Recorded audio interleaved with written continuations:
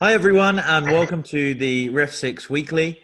I'm joined by my co-host John and Rimon. How are you guys doing? Good. Yeah, good, thank you. Have you managed to watch much of the Champions League this week? Pretty cracking games. Well, at least the Man City game was cracking. The Chelsea game was pretty boring. Well, how did you find it? Yeah, I found it same. I agree. Man City, PSG, very good match.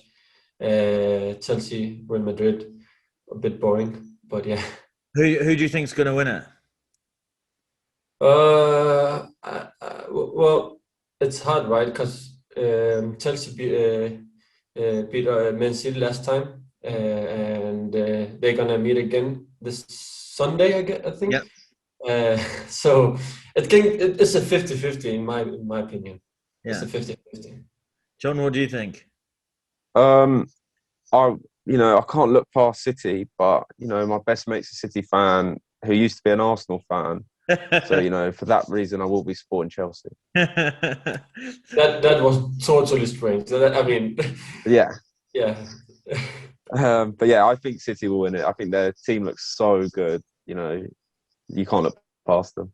Yeah, and there's no news yet on the referee for the game, but my guess and my bet would be on the Spanish referee Leos, who has some form with Guardiola in the past, but he's the number one choice from a lot of people I'm hearing in the refereeing community. So we shall see. And the Europa League semis will be tonight: Man U, Roma, Arsenal, Villarreal. So we'll see if we can make it an all English affair in both competitions. Will be quite interesting. In terms of this weekend, there's also the finale of the championship, which is really interesting at the bottom of the table, where actually four teams can still stay up, or four teams could stay up, depending on how the results go. And what's really interesting is the referees who've been picked for the games involving them are Graham Scott, Mike Dean, and Martin Atkinson, who are all Select Group 1 most experienced, pretty experienced officials going on those games. So the PG Morale have drafted in the top dogs to go and handle those games, which is interesting because probably they may have done one or two games in the championship this year, but it's a really important game for these referees to come into. So I'm sure it'll be a fascinating watch. This week there was also some history made in the Israeli Premier League. There was a elite referee who has publicized the fact that they are transgender, and she is now will be known as Sapir Berman. So she took charge of her first match, which was Hapoel Haifa against Beta Jerusalem. So congratulations to her, and really great to see all the positive messages coming in from the refereeing community around the world. And then the German Reem Hussein will be taking charge of the 2021 UEFA Women's Champions League final between Chelsea and Barcelona. So congratulations to her, great referee, and a great team. So excited to see how she performs. So that's the news from around the refereeing community and the refereeing world. John, what about incidents? What incidents are we going to chat about today? Yeah, so Ref Watch has been pretty boring this week in terms of VAR has been quite well behaved. There's not really been too many incidents. We've got standard offsides, but the big one is obviously Di Maria's red card against City, where he stamped on Fernandinho. And I obviously both you two saw it, and I'm assuming you both assumed it was a red card straight away. So I'll take that question, John. Yeah, I thought it was definitely a red card. It was just a stupid, petulant act by Di Maria. What was interesting, I was watching it with a few friends. We were doing a little live stream, and we all said as Man City scored the their goal and then the second goal, we thought there would be a red card coming.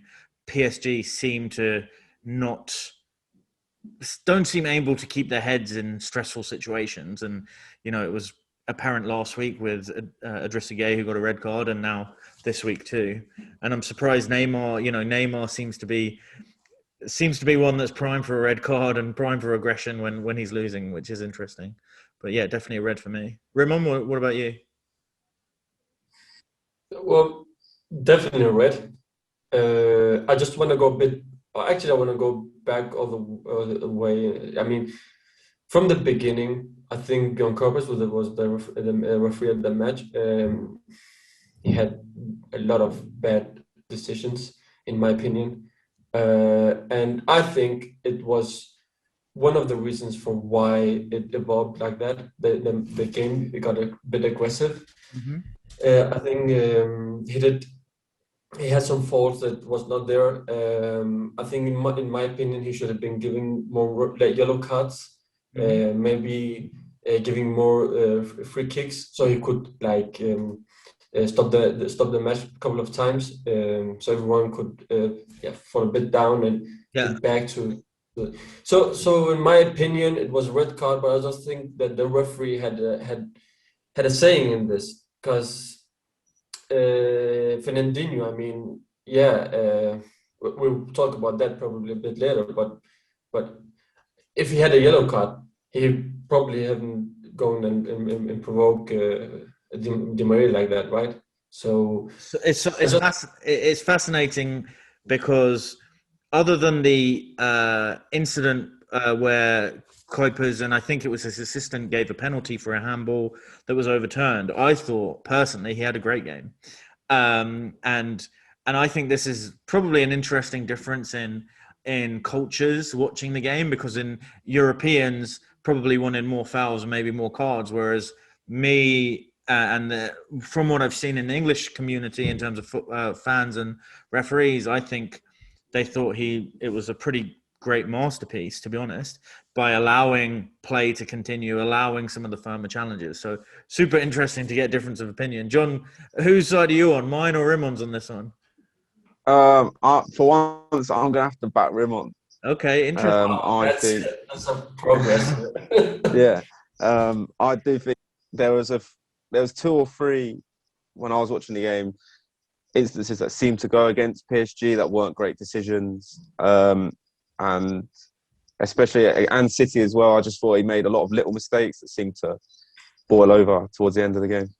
But this is like what City is mastering, like making these faults so they can kill the game for opinion, right? Mhm. So when they do that and they do it all the time, and Fernandinho did it many times and he just never got a yellow card. Look at the match yesterday, Chelsea against Real Madrid, right? Not the same pace and all of that, but there was I think the referee gave more yellow cards and more Yeah. free kicks. So yeah, I don't know. They studied the games before like a couple of days before and everything. So yeah, I don't know.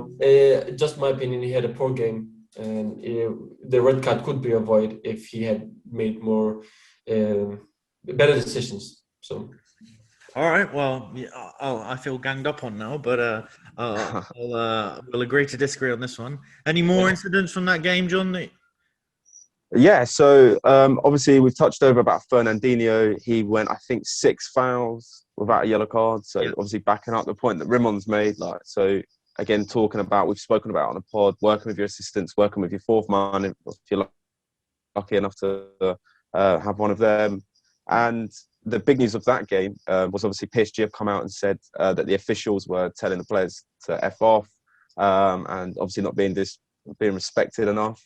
And they were saying that if we said that to a ref, we'd get a 4-match ban, which I thought was quite interesting because I also don't think that's true because I don't think players realise what they're saying to the referee. So I thought it was quite interesting how the double standard has been publicised for one. Yeah, I definitely, I will agree with you on the Fernandinho situation. I do think there was definite room for a yellow card for persistent infringement, but I also think he does it really well. You know, there are little clumsy challenges that are just there to break up play and stop any attacks. So it's quite smart of him in that sense. But in terms of swearing, I think we've talked about it on the podcast before, right? It's like, can you or can you not swear at a player? I think there are right times where you can. Like most people would advocate that referees shouldn't swear, but I don't think I think you can swear occasionally, as long as it's not aggressive, as long as it's, you're using it as a tool and not a weapon almost. I think it can work. You've got to be very careful, and you've also got to be very careful who you're saying it to, because now there's some stories about the referee that, if Kuiper said it to other players, there may have not been these stories, right? Because he's judged potentially the players who he said that to wrongly. But I would also argue that the manager and the players are looking for anything to deflect from what was a really abject and poor performance, right? So, I think we've discussed it in the past. I'm okay with swearing as long as you know what you're doing, as long as you can be man enough or woman enough to stand up for yourself afterwards and back the fact that you said it. But Rimon, is that a complete no-no in Denmark? I can see you shaking. No, as you said, if you can use it as a tool during your game, definitely okay. And I myself use it sometimes. So yeah, but this is, if let's play with the thought that he did say it, right? He said the F word. This just, I mean, if you look at the game, when I read it first time, I thought like, yeah, of course he had a poor game. He didn't sell his argument very well. So a lot of mistakes have been made. Maybe he was frustrated, and that's why he said it, right? He's also a human being. So yeah, I think if he said it, these could be the reasons for why he was frustrated. I think he was frustrated. Yeah, and I'm the other end of the spectrum where I thought he had a great game and he was just getting frustrated with the PSG players who were continuously. Maybe I need to watch the game back again, because you two are like convincing me maybe there were some issues there, but if you look at the other PSG games, you will know that they will do this, right? Yeah, so 100% they are like this. So it'd be a surprise for him. Yeah. No, Yeah. Brilliant. Cool. Yeah. Other than that, no real other incidents. Nothing in the Chelsea game really last night. An offside decision that was correct. Great on-field decision. But hopefully something this weekend from the Premier League, from the Championship, or the Europa League that we can talk about next week, and we'll get to those, I guess. Yeah. Cool. So Rimon, the other thing, I want to come to your team, Man United Liverpool. Do you want to talk about what happened over the weekend? Because that was a game I was looking forward to, but it didn't. Yeah. So yeah. So 4 days ago, there was a game between Man U and Liverpool. As a Man U, I was close to say Liverpool fan. As a Man U fan, I was looking very much for that game. Funny story, I was out and I was hurrying back home. So the game was 4:30, 5:30 in Denmark, and I think I was home exactly 5:30 or something like that. Yeah, and I turned on the TV and I saw the experts were talking. I was like, come on, where's the game? And you subscribe for at the company where you can watch the match, and I was like, what's going on? And like, come on, show me the match. It's like 32 now. So I looked up the news and I saw that it's postponed, and I was like, oh, okay, wow. So yeah, but yeah, the match was postponed because of the United fans. They stormed into somehow they got into the pitch, and there was a lot of violence. The demonstration, the protest, came from a normal protest to a violent protest, and I think they said that the police and the Trafford Council agreed that they need to postpone the game, and yeah, so that's my Sunday was destroyed, as they say. The funny thing about this is that the referee, Michael Oliver, was the referee, and he didn't have a saying in this, so he was like way down in the hierarchy of giving his opinion on if it should be postponed or not. But so yeah, John, how did you see it? Were you gonna watch the game? I know you're a Liverpool fan, so. Yeah, I was going to watch the game, but I was slightly more nervous as a Liverpool fan than you probably were as a United fan. So, give us the points and kick you out of the league. So, yeah, see you later. So has anything?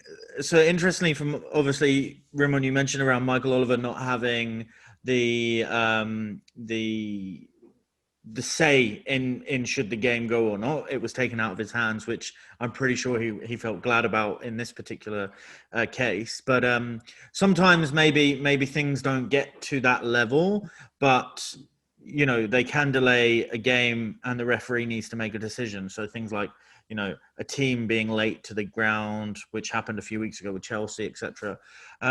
Has that happened to you? And what advice can we give those who are listening around delays? So I can start with one of mine. So I had a pretty straightforward cup competition where the team were coming from the other half, or the other side of the county, and traffic. It was an evening game, traffic, and I think a few accidents meant that the players weren't going to get there till 30 minutes after kickoff, or maybe even 10 minutes before kickoff, and not being able to have a warm up. So those are things that can happen, and you've got to prepare and stay focused, because all of a sudden time shift. So that happened to me, and I can talk about my process. But has anything like that happened to you in terms of where you've had to delay kickoff for any reason? Yeah, I've tried it like maybe 2 or 3 times. As you said, could be a traffic accident, like a reason for why they're coming late. So yeah, you have to be focused all the time. It could be like 20 minutes, 25 minutes, who knows? So yeah, the funny thing, when I saw this, I just wanted to know how they prepare, right? How the referees prepare, and I saw. Um, Referee saying that they meet actually like 6-7 hours before the game, Mm-hmm. where they eat breakfast if the game is like in the afternoon. Um, they talk to they share their thoughts, and later on they go to the field.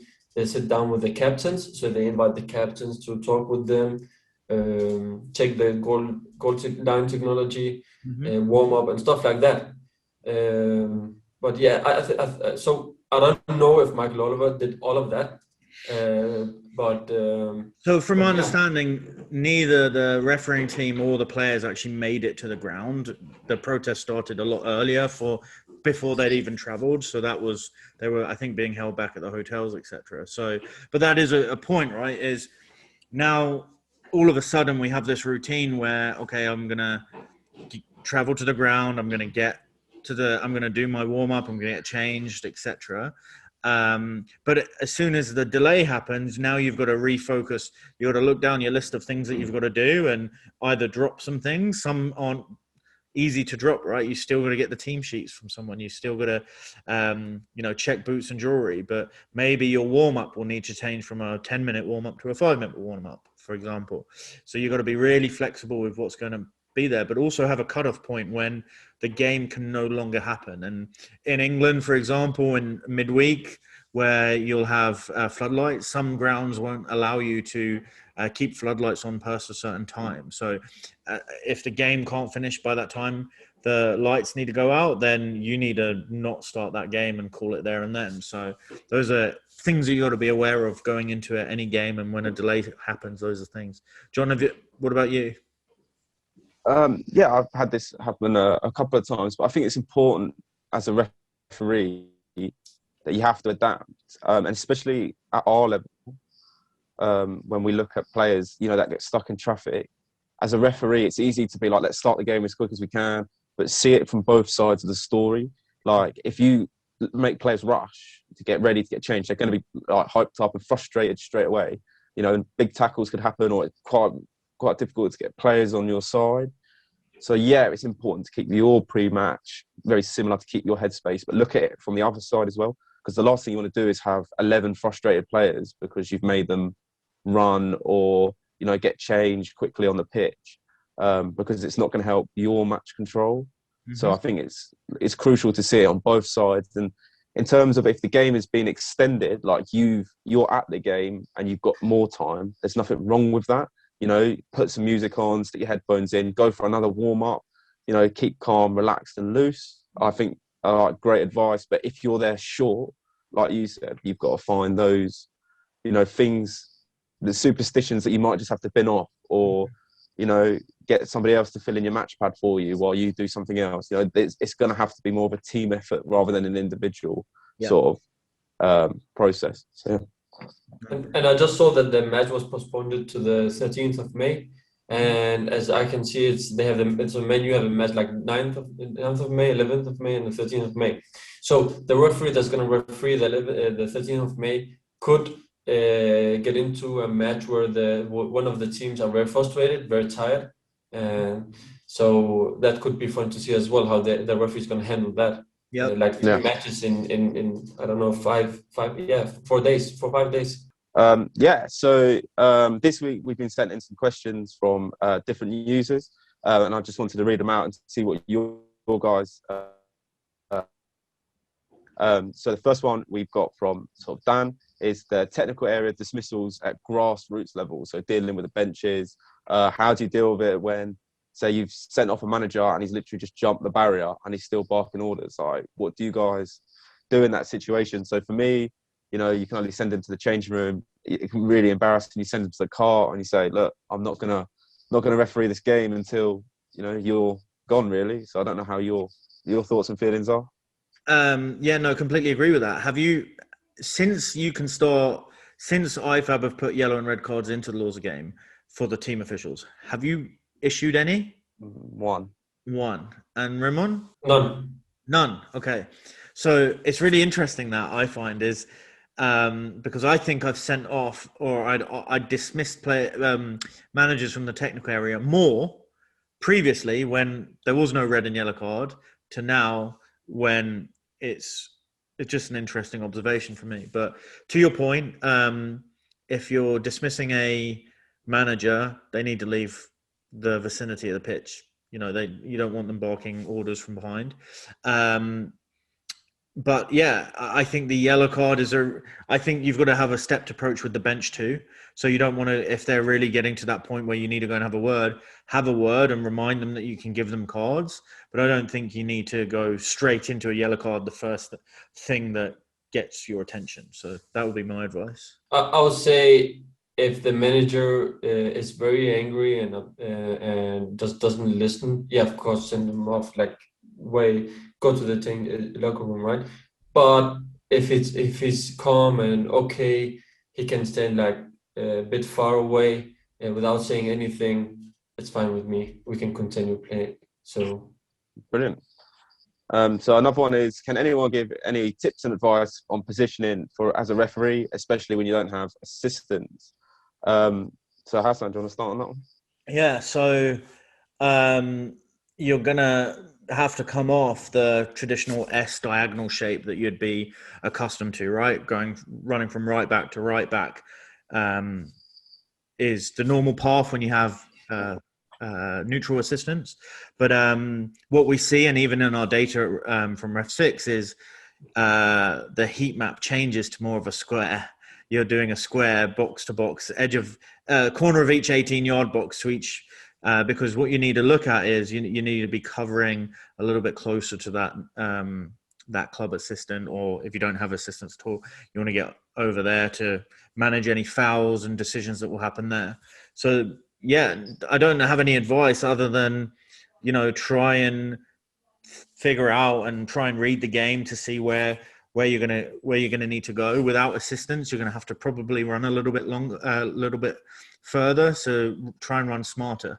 Try and think about where play will develop and run into those areas rather than trying to get into an area where, because you're out of position because you think there may be an assistant there. So, Rimon, you do many games without assistants, with club assistants? Assistant referee. Yeah.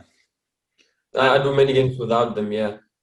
And the only advice I can give is like predict where the ball's gonna be next, right? So you can be there.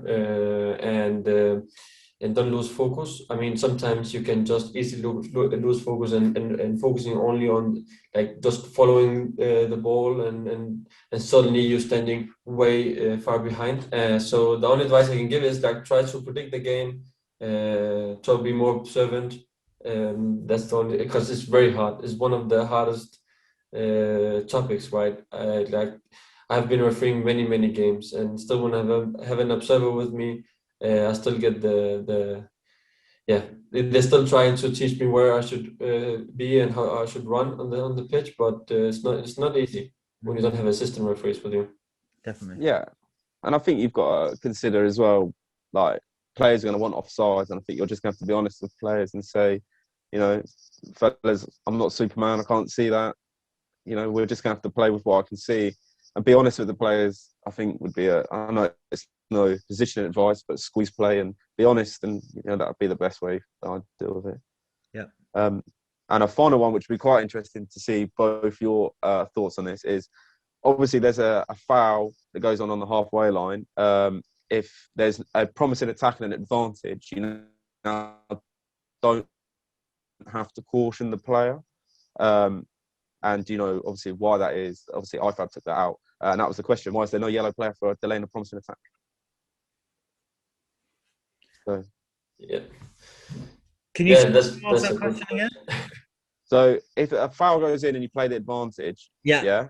and it's a successful advantage, you don't have to caution the player for delaying a promising attack. Sure.